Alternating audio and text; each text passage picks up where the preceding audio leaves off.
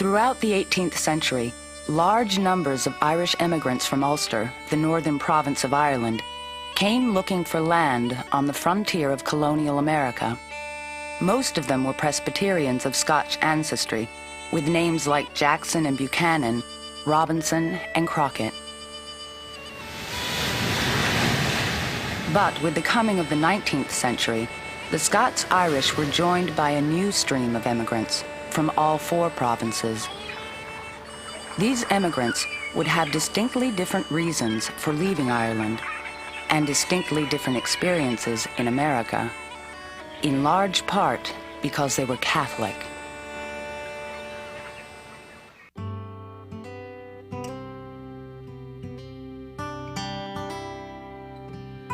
Take, for example, the experiences of two brothers named Devereaux. Devereaux was an Irish Norman name and was pronounced Devereux by their neighbors in a small county Wexford crossroads called the Lepp. John and Walter Devereaux were both destined to emigrate from Ireland, but under considerably different circumstances. This is an etching of John Devereaux. No image of Walter Devereaux remains, but we know that he was the older and the more impulsive of the two. In the 1790s, John and Walter lived with their father, mother, and three younger brothers just southwest of the River Slaney. The Devereaux were fairly comfortable farmers, but they were bitterly resentful. As Irish Catholics, the land once owned by their ancestors had been taken away. For 500 years, English armies had repeatedly invaded Ireland. In 1690, the conquest was sealed by the victory of William of Orange over the Irish Catholic armies at the Battle of the Boyne. The conquerors imposed harsh penal laws denying Catholics basic civil rights, such as the right to vote or to hold office, and forced them to practice their religion in secret. Most important, the Crown colonized Ireland by confiscating nearly all Catholic lands and ceding them to English Protestant landlords who built imposing gentry houses on large estates, often covering thousands of acres. About 3 miles from the Devereaux homestead stood Wilton Castle. From here, the Protestant Alcock family presided over land confiscated by the British from the Catholic families who had owned it for centuries. Families like the Devereaux, who now had to pay rent for what used to be their own land. Well, for the vast majority of the Irish people, until very recently, land was the only means of subsistence, the only means of employment, the only means of potential profit. And those who could profit most were, of course, those who owned the land. So depriving the overwhelming majority of the Catholics of ownership of the land put them in an extraordinarily difficult and inferior economic position. You were not permitted to take a game on the landlord's land. You were not allowed to pick mushrooms on the landlord's land. You were not allowed to pick up twigs for kindling on the landlord's land. You had to support a church that was not your own. You had an overbearing power, an army of occupation, a vigilant police force, a landlord class that was also a government class. So the landlord and the government looked right at you all the time. In 1796, John Devereaux packed up his frustrations and emigrated to America, hoping to make his living as a dancing teacher. But his brother Walter chose a radically different course. Across the road from the Devereaux house at the Lepp was the forge of a blacksmith. Walter suggested to his neighbor that there might be a market for more than horseshoes among thousands of County Wexford farmers who were turning their attention towards the violent overthrow of their British landlords. The blacksmith went to work, making long steel pikes to be used as weapons by the insurgents, organizing under the green banner of the United Irishmen. Inspired by the French and the American revolutions, and including both Catholics and Protestants, they rapidly grew in strength and numbers. The British Army and local Protestant loyalists retaliated with a campaign of cruel repression.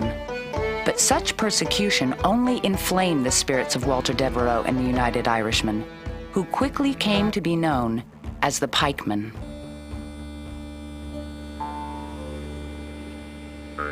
April the 1st, 1798.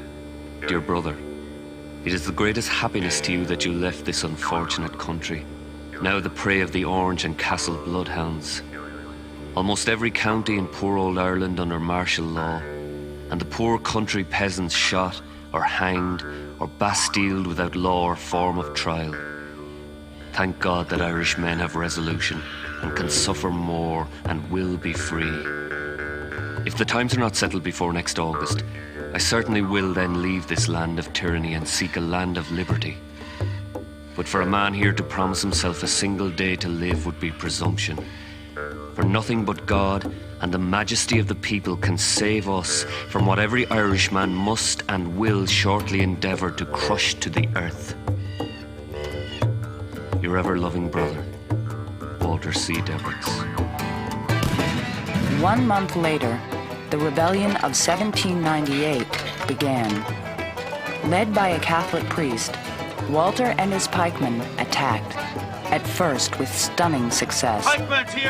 But in June, the United Irishmen met the British Army in a climactic battle at a place called Vinegar Hill. Just 4 miles from the Devereaux farm, at the foot of a stone windmill, the pikemen were defeated. Defeated, too, were the Devereaux family dreams of regaining the land they felt was theirs. In the following years, Walter's 3 younger brothers emigrated, joining John in America.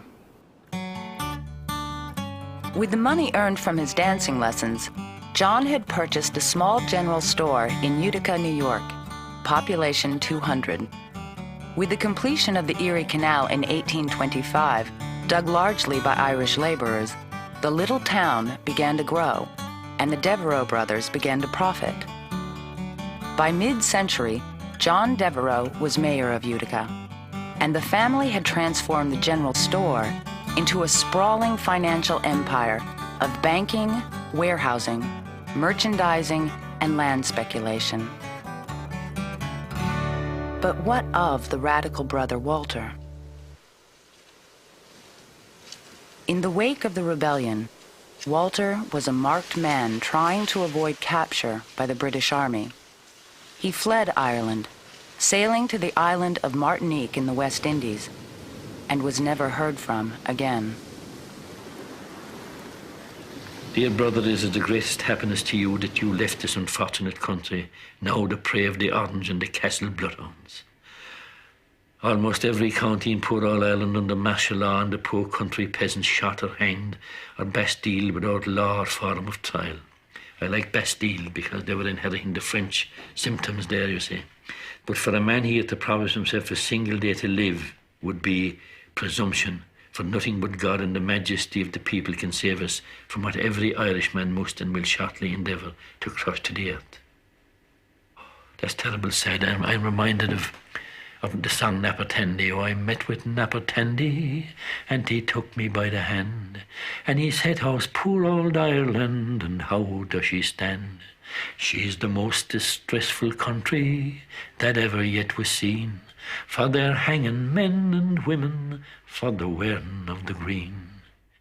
Most nationalists explained emigration as exile. They argued that emigration would have been unnecessary had it not been for the British conquest, colonization. And so all subsequent Irish Catholic emigrants were regarded, on a rhetorical level at least, as being exiles. The Irish language did not have a word which approximates the English word emigrant with its voluntary, neutral connotations. The word which Irish speakers almost invariably used was jury, which literally meant exile, one who had been banished. And so it had all these negative and sorrowful and tragic connotations. Well, now that I'm titled a united man, no more can I stay in my own native land. Oh, the sails, they're all set, and the wind it blows fair. Oh, he's gone, God be with him, he's the rambler from Clare. And I always thought there was something very lonesome about that, the fact that people would say he's gone, God be with him, the kind of finality of that. The idea that exile was basically the only option because of political persecution.